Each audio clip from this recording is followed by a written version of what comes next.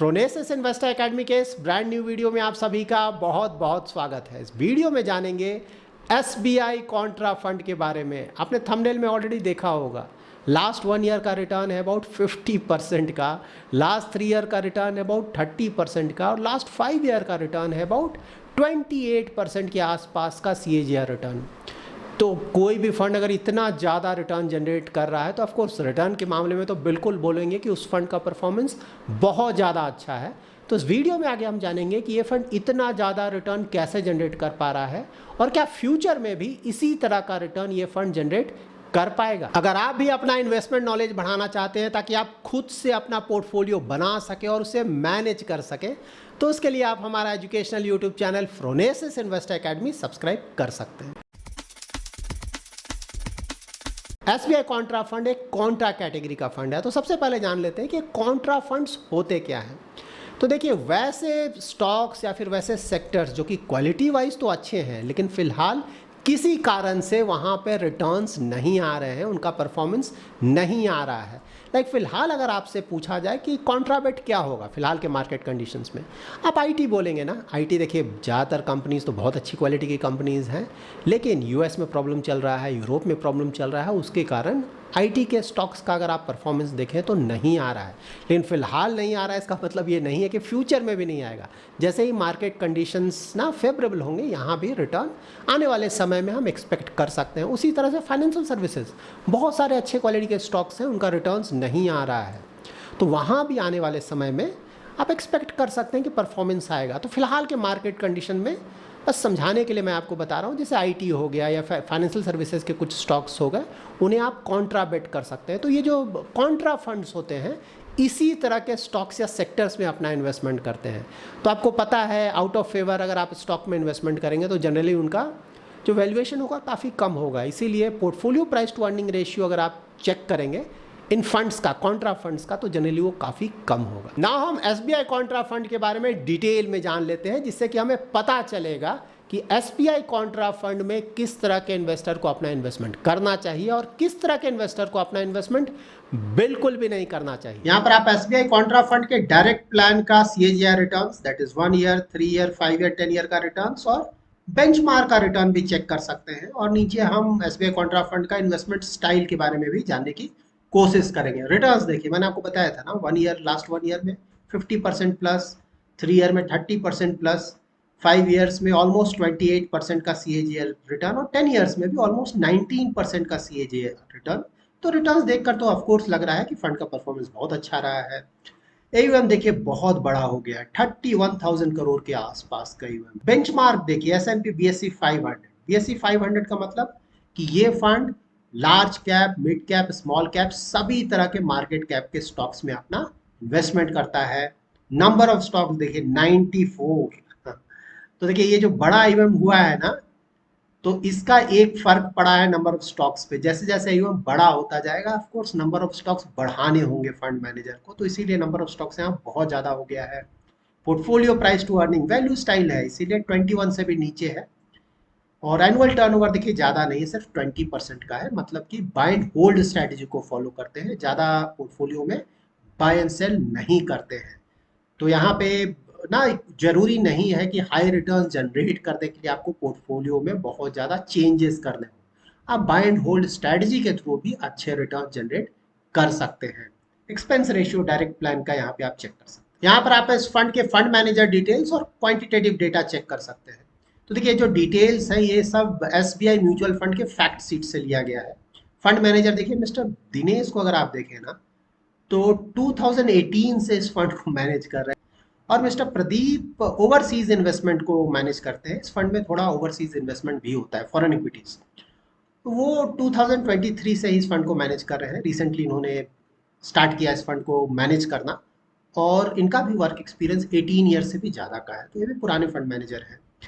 Quantitative data अगर आप देखेंगे तो स्टैंडर्ड डिविएशन बीटा देखिए 1 से काफ़ी कम है, और शार्प रेशियो देखिए 2 के आसपास है। किसी भी म्यूचुअल फंड स्कीम का अगर शार्प रेशियो 2 के आसपास हो तो उसे बहुत अच्छा माना जाएगा रिस्क एडजस्टेड रिटर्न वाइज। और टर्नओवर देखिए, इक्विटी टर्नओवर देखिए तो भाई 20%, जिसके बारे में ऑलरेडी मैंने आपको बताया। और टोटल टर्नओवर देखेंगे ना तो 159% है। तो इसका रीज़न ये है कि टोटल टर्नओवर जब भी आप देखते हैं ना तो आपको डेरिवेटिव्स ऐड करना होगा, और डेरिवेटिव्स में आपको पता है बाय सेल बहुत होता है। तो टोटल टर्नओवर को कोई बहुत ज़्यादा सीरियसली नहीं लेना है, हमें सिर्फ इक्विटी टर्नओवर को ही इंपॉर्टेंस देना है, जो कि 20% है, मतलब कि बाय एंड होल्ड स्ट्रैटेजी को ये फंड फॉलो करता है। ये डेटा देखिए, रोलिंग रिटर्न का डेटा है, बहुत इंटरेस्टिंग। इससे आपको पता चलेगा कि क्यों मैं अक्सर आप लोगों को बोलता रहता हूँ कम से कम 5 ईयर के लिए इन्वेस्टमेंट करें, 10 ईयर या उससे ज़्यादा का अगर आप इन्वेस्टमेंट होराइजन रखेंगे तो आपके लिए बहुत अच्छा होगा। तो यहाँ से आपको क्लियरली पता चल जाएगा। ये जो भी डेटा है वो 2005 से लिया गया है।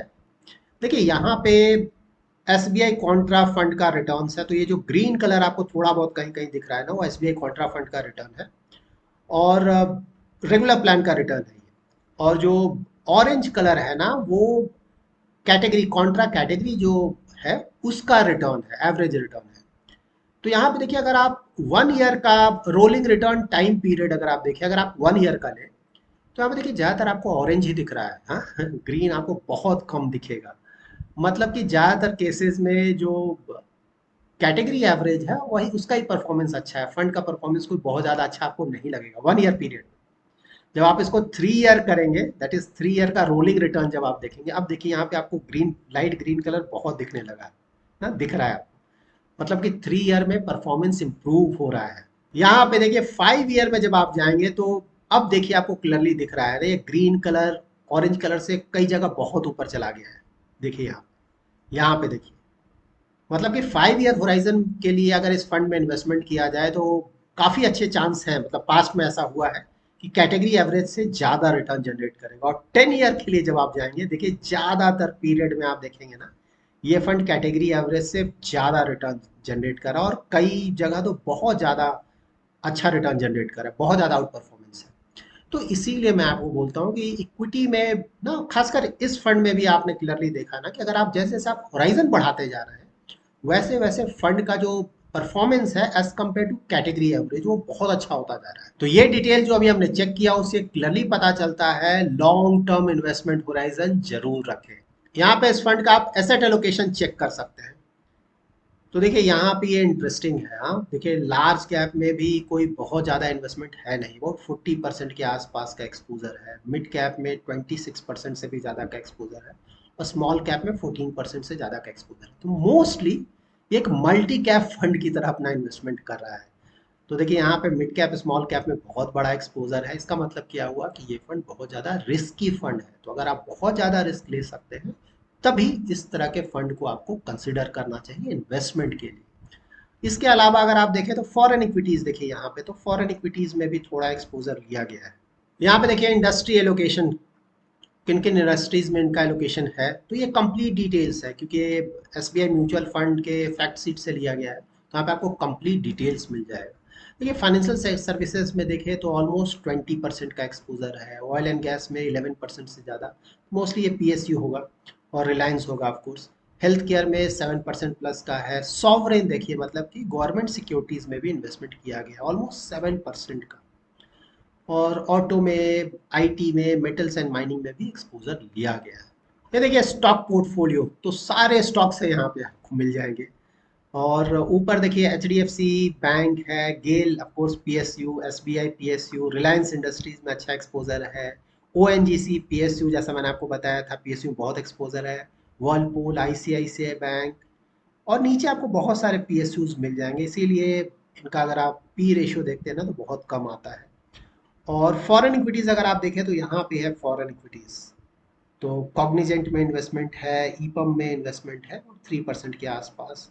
और ये देखिए ये गवर्नमेंट सिक्योरिटीज, तो टी बिल्स में इनका इन्वेस्टमेंट किया गया, शॉर्ट टर्म इन्वेस्टमेंट है, ऑलमोस्ट 7% के आसपास। रीट्स में भी इन्वेस्टमेंट किया गया थोड़ा सा, और कैश इक्विवेलेंट में भी 3.5% के आसपास का इनका एक्सपोजर है। अभी हमने एसबीआई कॉन्ट्रा फंड के सारे डिटेल्स चेक कर लिए। अब जानते हैं कि क्या ये फंड फ्यूचर में भी इसी तरह का रिटर्न जनरेट कर पाएगा, और ये फंड किस तरह के इन्वेस्टर्स के लिए ज़्यादा सुटेबल हो सकता है। तो देखिए फ़िलहाल अगर आप मार्केट कंडीशन देखें ना, तो किसी भी कॉन्ट्रा फंड के लिए ये गोल्डन पीरियड चल रहा है।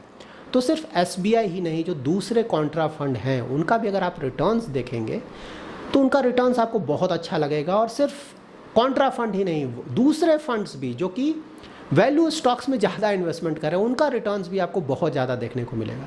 तो अभी नो ब्रेनर है, किसी भी अगर फंड को अच्छे रिटर्न जनरेट करना है तो वैल्यू स्टॉक्स में थोड़ा अगर ज़्यादा एक्सपोजर ले लिया जाए अच्छे क्वालिटी के वैल्यू स्टॉक्स में, तो रिटर्न ज़्यादा आपको आ जाएगा।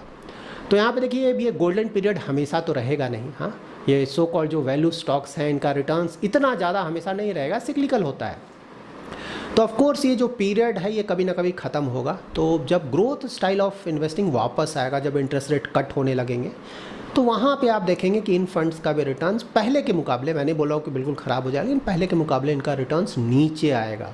और एसबीआई कॉन्ट्रा फंड का अगर आप पास्ट परफॉर्मेंस देखेंगे ना, डिफरेंट डेट्स पे रिटर्न्स, तो आपको देखने को मिलेगा कि कई बार रिटर्न्स आपको बहुत ज़्यादा आएगा, लेकिन कई बार रिटर्न्स कम भी आएगा, कई बार बेंचमार्क से भी काफ़ी कम रिटर्न आता है। तो यहाँ पे इस तरह के फंड में अगर किसी को इन्वेस्टमेंट करना है तो आप ध्यान में रखें कि कई बार ऐसा होगा कि काफ़ी ज़्यादा अंडर परफॉर्मेंस होगा, लेकिन हाँ, कुछ सालों में जब भी इस फंड का रिटर्न वापस आएगा तो रिटर्न इतना ज़्यादा आएगा कि मोस्टली जो अंडर परफॉर्मेंस था पास्ट का वो उसे कवर अप कर लेता है। ओवरऑल एवरेज रिटर्न्स अगर आप देखेंगे लॉन्ग टर्म में तो अच्छा रिटर्न्स आता है। तो यहाँ पे देखिए हमने देखा ना कि बहुत ज़्यादा रिस्की फंड है, मिड कैप स्मॉल कैप में अच्छा खासा एक्सपोजर है, और प्लस इन्वेस्टमेंट स्टाइल भी वैल्यू स्टाइल ऑफ इन्वेस्टिंग है, ऐसा नहीं कि हाइब्रिड है, दोनों जगह नहीं है। तो जब वैल्यू स्टॉक्स अच्छा करेंगे तो इसका रिटर्न्स बहुत अच्छा आएगा, और जब ग्रोथ स्टॉक्स का परफॉर्मेंस वापस आएगा तो यहाँ पे रिटर्न्स नीचे जाएंगे। तो उसको देखते हुए ऑफ कोर्स रिस्क यहाँ पे ज़्यादा है, तो अगर आप बहुत ज़्यादा रिस्क ले सकते हैं तभी इस तरह के फंड्स को आप कंसिडर करें। So that's it in this video. अगर आपको ये वीडियो पसंद आया है तो जरूर लाइक एंड शेयर करें, और अगर अभी तक आपने हमारा यूट्यूब चैनल सब्सक्राइब नहीं किया है तो जरूर सब्सक्राइब करें। Thanks lot for watching.